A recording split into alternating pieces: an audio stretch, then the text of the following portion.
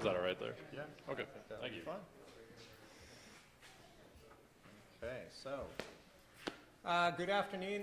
Let me start that again. Good afternoon, everybody. Welcome to East Aurora, our home base of operations for Pelagic Research Services. I'm Jeff Mahoney, Director of Information and Media Relations. Thank you for allowing us this opportunity to provide you with some of the details about our part in the collective response of the Titan submersible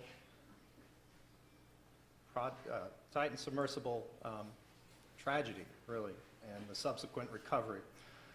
I want to introduce Edward Cassano, the CEO of Pelagic Research Services, who with Jim Sloan co-founded PRS in Santa Barbara, California. Ed was the coordinator of our subsea assets aboard the Horizon Arctic, with Captain Adam Myers and his crew brought the integrated team into the rescue window. Under the direction of the on-site incident commander aboard the Canadian Coast Guard ship Cabot, and in coordination with the captain and response team aboard the ship Deep Energy, Ed oversaw the Pelagic team's response from mobilization through all offshore objectives. Today, we will be able to speak to the response that got us to the site of the missing submersible Titan, the coordinated plan of rescue on site, and the operational capabilities of the ROV Odysseus. We will be able to talk a little bit about what happened offshore and our role in the overall operation. However, we cannot talk about the specifics of our role during recovery or the specifics of any items recovered beyond what currently exists in the public record. Due to the sensitivity of the ongoing investigation, questions of that nature need to be directed to the U.S. Coast Guard, which is overseeing this investigation. And with that, I'm going to turn over to Edward Cassano.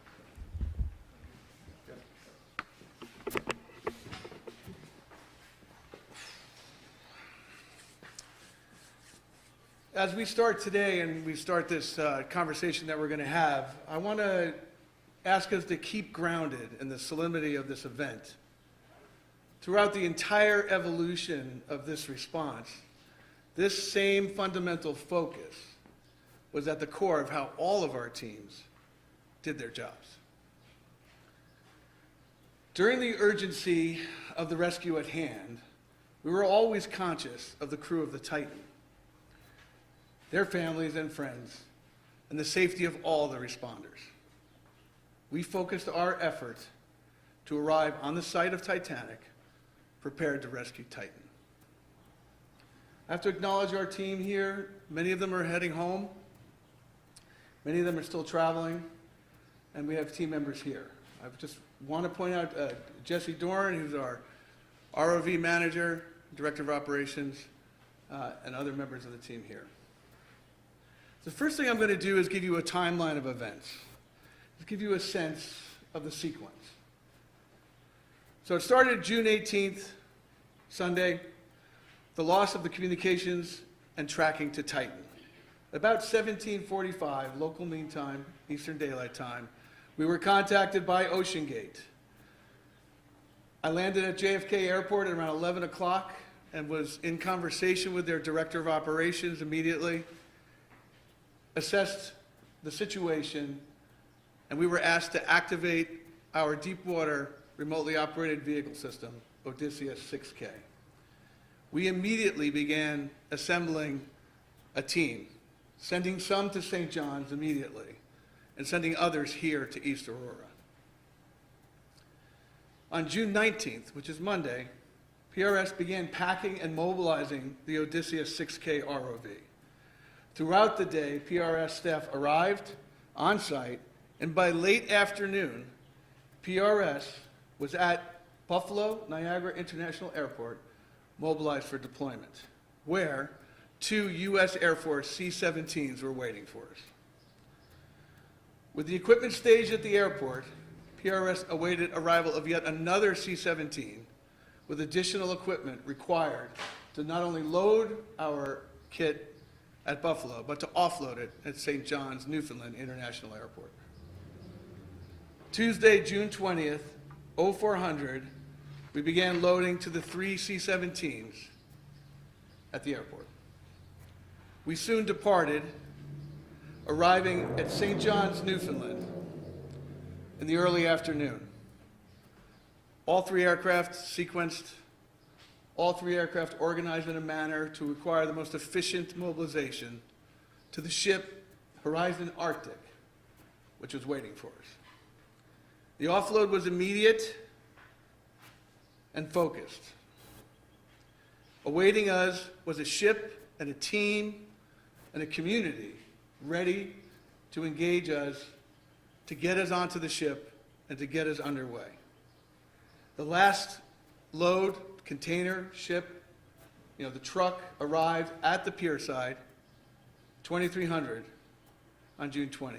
The ship was underway the next day, June 21st, at 0530. From the last truck arriving to us leaving the pier was about 5.5 to 6 hours. 70,000 pounds of equipment. Ship underway, site of Titanic, and the loss of, or the missing submersible at this point, of course, was Titan. I just want to emphasize the whole response team that we were going to integrate into was underway. There were at least 10 ships and aircraft active already on site. Odysseus 6K, as the 6,000-meter mobile ROV system, became the primary asset focused on rescue. Underway to the site, we finished the integration and activation of the vehicle and rigged it for rescue. Plain and simple, we were focused on rescue. We arrived on site less than 24 hours later. 0430 local mean time, the Horizon Arctic, integrated into the ongoing and multinational rescue effort. At that point, within an hour, 0530, our system was launched from the back deck and began to descend to the seafloor. Shortly after arriving on the seafloor, we discovered the debris of the Titan submersible. Of course, we continued to document the site, and by 12 o'clock, sadly, a rescue turned into a recovery. I have to apologize, we're still demobilizing. It's a lot of emotions. People are tired. During this period, upon arriving on site, we have to point out that the U.S. Coast Guard Incident Command reached out to the families of the Titan crew upon our discovery of the debris. A very important communication. We continue then, of course, to perform an operation from rescue to recovery. So from basically June 22nd till June 27th at 9:30, our teams, and I say our teams because it was the integrated team of the Horizon Arctic and the Pelagic team and many, many, many others, were conducting 24-hour ROV operations as directed by the on-site commander. We, of course, used our heavy lift capability to recover all the objects of interest as directed by the incident response team. Just to complete the timeline for you, on June 28th, 0730 local mean time, St. John's, Newfoundland, Horizon Arctic with the Pelagic embark team arrived at the Canadian Coast Guard base, where wreckage was offloaded and our demobilization began. Today is June 30th, and it's 24 hours ago we were on site. We really have to take that into perspective. Before taking questions, a few more points. We're still reviewing the sequence of events that we were a part of. During the drive from New York, JFK to here, the incident command structure, of course, had been activated for a few days, and that integrated command structure that we were participating in was being facilitated by Vice Admiral William J. Galanis, who's the commander of Naval Sea Systems Command. So after OceanGate had activated us, we were immediately blended into the incident command structure. I ask us all here today to recognize the seriousness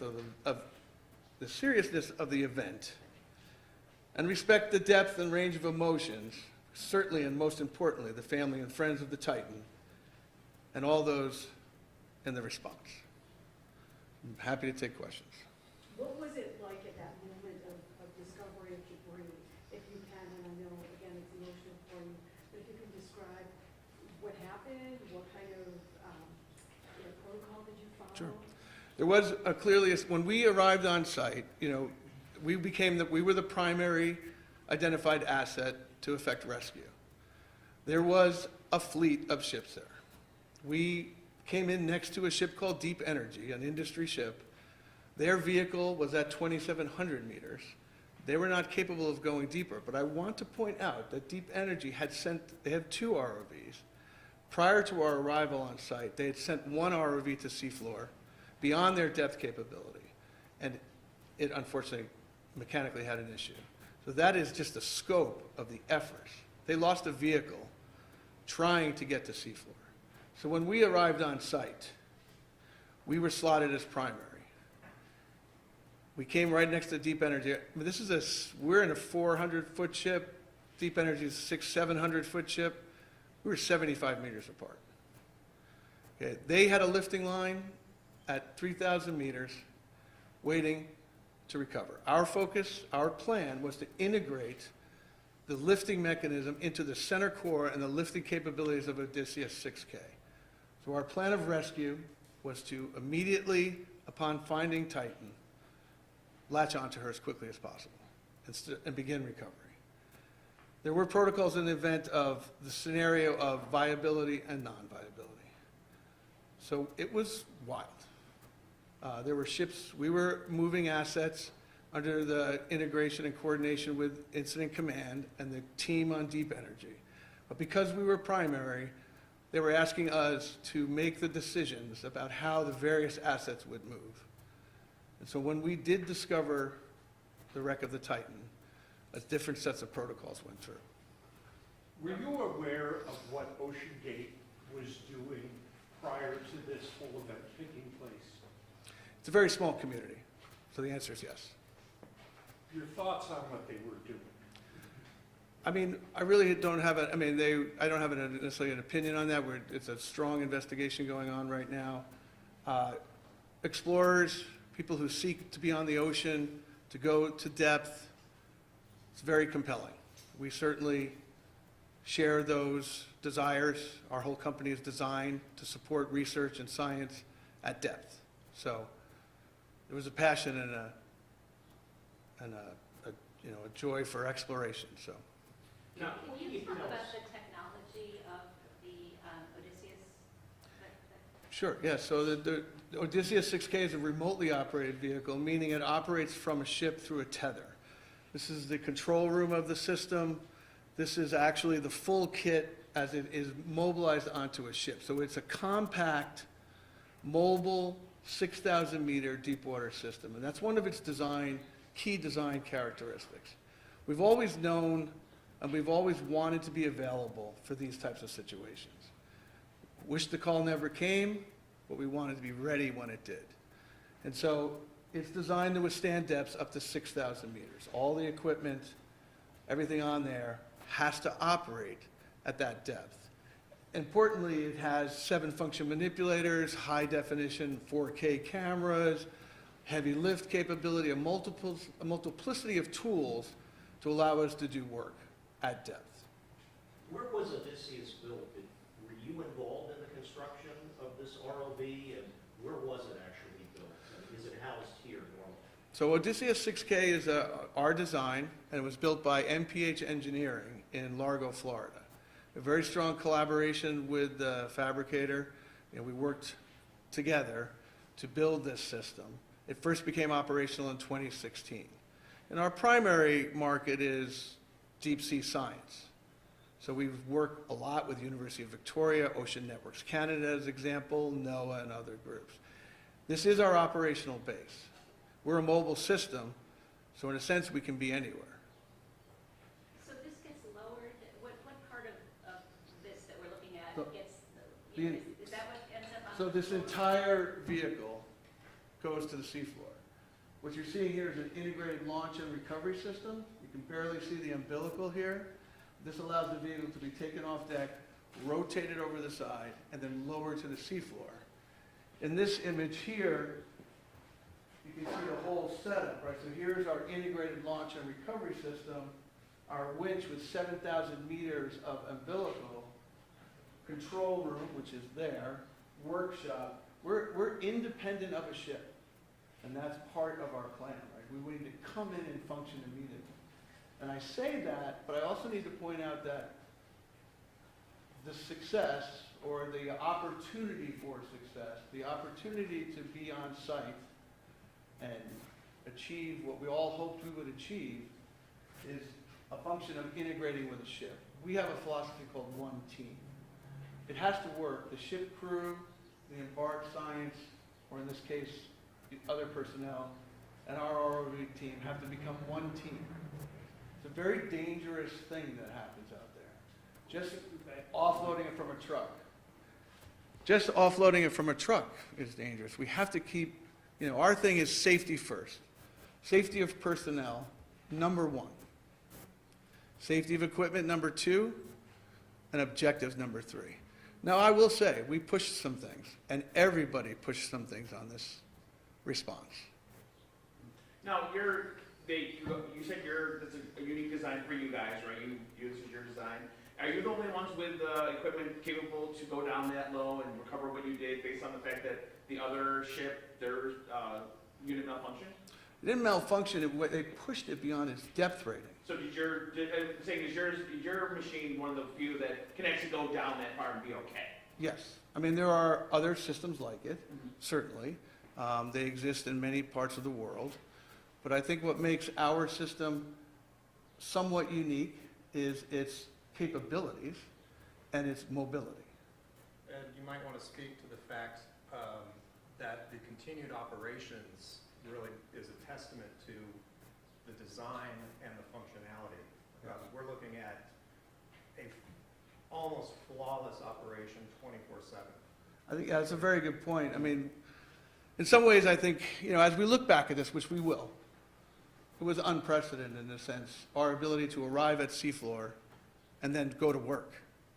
And then we worked for another 5 or 6 days at 3,800 meters. And then we began the recovery operations, which in and of themselves are quite challenging.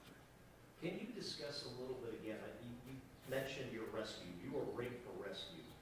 Would the articulating arms have been able to, say, attach a cable to Titan if it had not imploded to try to lift it off the surface or the seafloor? Is that kind of what you were getting there?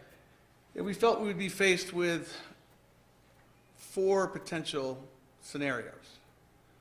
Of course, the scenario we wanted was Titan just lightly on the seafloor, the crew intact, the pressure vessel intact. That would have made the sub slightly negative or maybe slightly buoyant. What we did is we tied a lifting mechanism into the center core of the vehicle, which we could not detach. Right? The sub was not being tracked. They lost tracking and communication, which means we didn't know where it was. And subsea navigation and knowing where you are is essential for safe operations. We were tracking our vehicle. So once the plan was to grab the Titan. And once grab the Titan with our manipulators, then we had her. Then it was going to be attaching beacons. We were carrying extra beacons, so if we lost her, other assets could track her. And then we were going to attach this heavy lift capability to the sub. At that point, we would begin recovery. So the additional planning included the other ROVs that were right with us. They were holding at 2,700 meters. The Horizon Arctic itself had another ROV. We were prepared, that vehicle was prepared to launch. We were prepared to launch that second vehicle to, once we came through 3,000 meters, then these other vehicles could join us. And they would also grab on. We didn't want to lose her. And then at that point, we'd begin the translation to the heavy lift line that Deep Energy had. And I can't say enough about the the professionalism, and the preparation of the entire response that allowed us to come in as primary and have that waiting for us. I mean, it's a little hard to explain, and the visual, of course, is in all of our head, but that was a real opportunity. And as you sat in this control room and looked at the monitors, the time ticked away. Obviously, there's a lot of talk, of course, about the oxygen running out. Can you kind of describe the mood in the room for you and the crew, and really the pressure that you were feeling as time kind of ticked away? I can answer that actually pretty simply. We were focused at the job at hand. That's what we do. That's what all of these people do. We were laser focused on rescue. Of course, we had to describe several scenarios, but we were not set for anything else but recovering that submersible. And that's what everybody was focused on. So it was laser focus, job at hand, safety, get it done. And so the debris that did come up, that was your machine, the Odysseus, that brought that up? Yes. How many crew members were with you from your team? It's really hard to, I mean, our team was 9, but we immediately integrated into a larger structure on Horizon Arctic. For example, their own ROV had 6 crew. They became part of our team, this concept of one team. The entire crew of the Arctic, the captain, Adam Myers, and I worked, seamlessly together. We had our supervisors, our dive supervisors. So, as I was saying, Jesse was running the entire deck ops for us, the whole ROV operation. But our team, we assembled an expert team that has worked with us for the years, and that was part of the opportunity for success, right, is that you have to have, we talk a lot about equipment, but it's really ultimately about people. And we are really fortunate to have great people, and we were really fortunate to move into an environment where there were equally a high level of professionalism. Has rescue and recovery been part of your plan right from the beginning, or is this something new that you confronted? We always knew that we'd be called at some point, and so we prepared the system for that. We could have been out on a job and we wouldn't have been out there. There were other assets that mobilized as well. There was a French ship with their vehicle. They were very importantly there as back, they were, it was not a race, but it's just everybody was going there. And we had been designated primary because the thought was we would be arriving on site first, which we did. How much did this cost? A lot. Billions, millions? Or are you not, or is it? We're not- Sure. Okay. How did you, From failure comes advancement. What have you guys learned that will advance the undersea exploration? I think there's a lot to learn. I think we're very proud of the performance of our system. It performed. Our team performed. So it actually achieved the mission at hand. We're very saddened we couldn't recover a viable sub. But beyond that, the system performed. Down the road, there are certainly things that we'll think about, but we haven't had time to assess that. With the solemnity of the event here, knowing that, but also I gotta tell you, there's a strong sense of pride in this community that you're here. Some people have said, why weren't they over at the coast? I know you're in South Wellfleet, Massachusetts, you mentioned Santa Barbara. What was it about East Aurora that you decided to establish your base here? And we don't want you to leave, but is there any discussion perhaps to have you on more of a coastal environment? We're a mobile system. We just got to St. John's, Newfoundland in probably less than 30 hours. So we're designed for mobility. So in a sense, we can be anywhere. But I've talked about people and community, and I really want to say this, and I'm going to describe this community. This is one community of probably dozens of communities around the world that came together. And that's why we were successful in getting this system mobilized to the airport, to St. John's, onto the ship, onto site, onto the seafloor. Community. And so we are also happy to be here. And we have no intent of leaving. What ties you to East Aurora exactly, though? I mean, what brings at least this phase of operations to the village? That guy over there. Jesse doing? And if I always to say $1,000 for every time somebody asks me that question, I might be retired. But I say this, right, we have, so Eric Peterson is here. Eric is MPH Engineering. He designed and built this vehicle with us, and he's another example of the expertise that needs to come together to create something like this. But not only is the design solid, but the operational capabilities. When I called, and Eric is one of, half a dozen to a dozen individuals we called who just dropped everything. They came from Skagway, from Vancouver, British Columbia, from Austin, Texas, from Louisiana, from Newfoundland, from Nova Scotia, to assemble and to make this a reality of chance.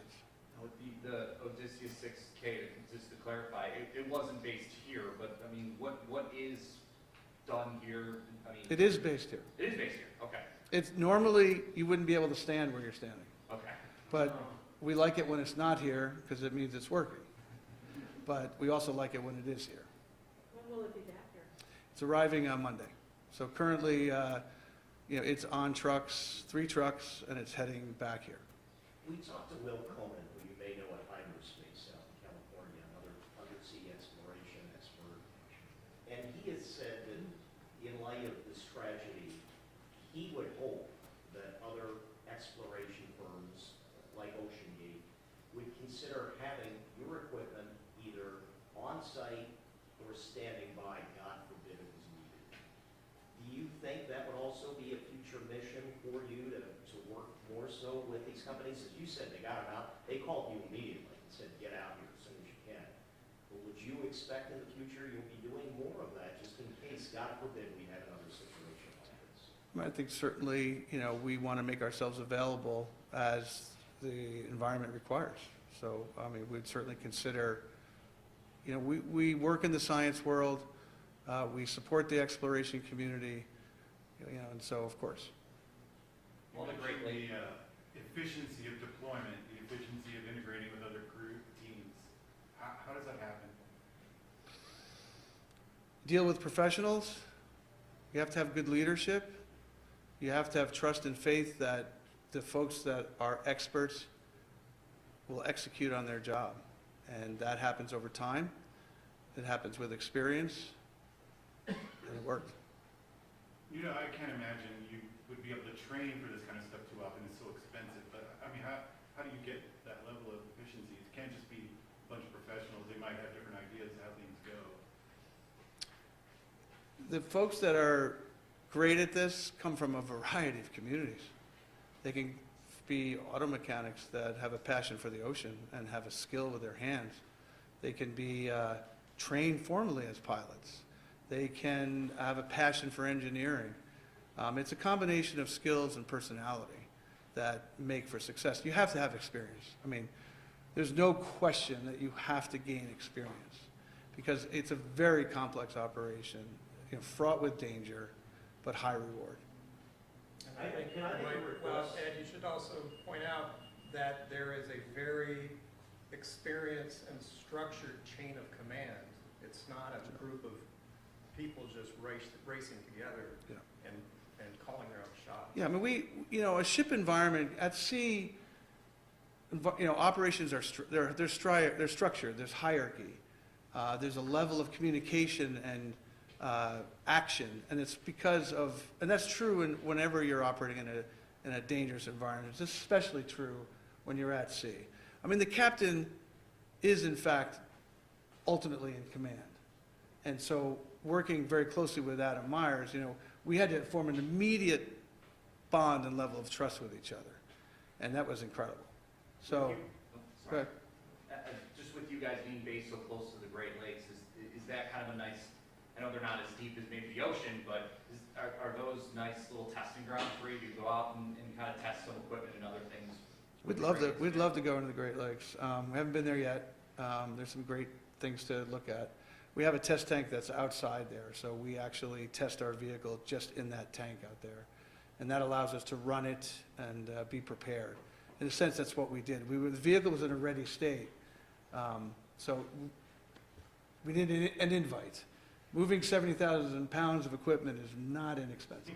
Mr. Casano, I know you're the captain, but, they're probably gonna hide, but the gentleman who designed it, I think that is you, sir, I don't know. Is there anything you'd be willing to say, just watching this machine actually doing what it did? Not to gloat, but to know that what you built really was an integral part of this process. Is there anything you care to say? Just glad that, Would you be able to say it up there, sir? I probably could. I know, we're okay. Well, Okay. I just want to, I will say, Eric, please do that, but just, I'd like to keep it with here because these guys have been through a lot. We understand. Just what was going, when you saw Odysseus working, I mean, this was the machine that you kind of brought to life, if you will. What was going through your mind seeing how it was performing?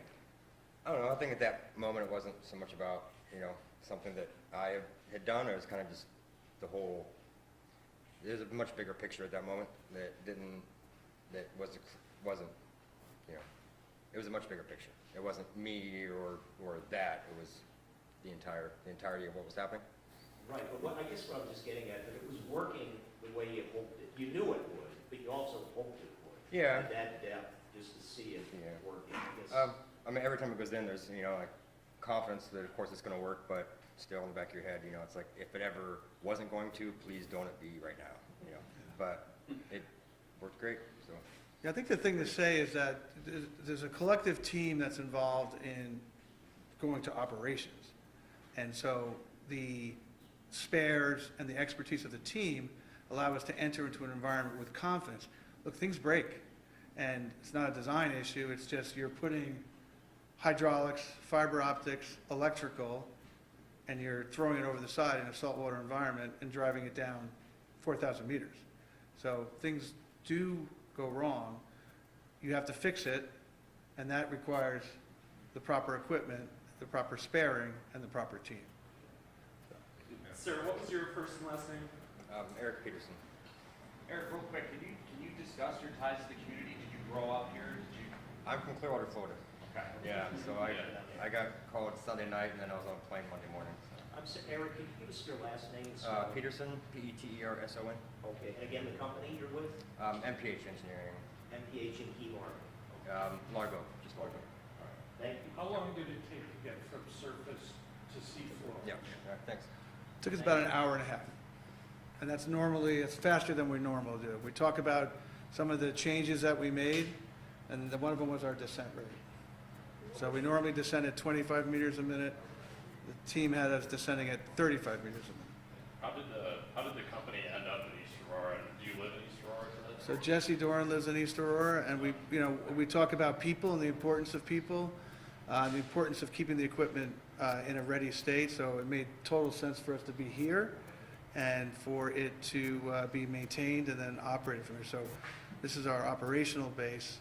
We, And if I can just touch on the, so you can hear the mic. that's right. Just to follow up on the engineering and the capability of the machine, I'm sure by following the story, you all read about the extreme environment. I mean, this is the currents and the pressures, very prevalent. And the fact that the Odysseus was able to operate 24/7, almost flawlessly. If you're in the deep ocean community, that's remarkable. So I again, what Eric has been able to achieve really needs to be underscored because this is unprecedented. You said an hour and a half to the. Hour and a half to the And then submersible. how long after that did you spot the? Very soon after.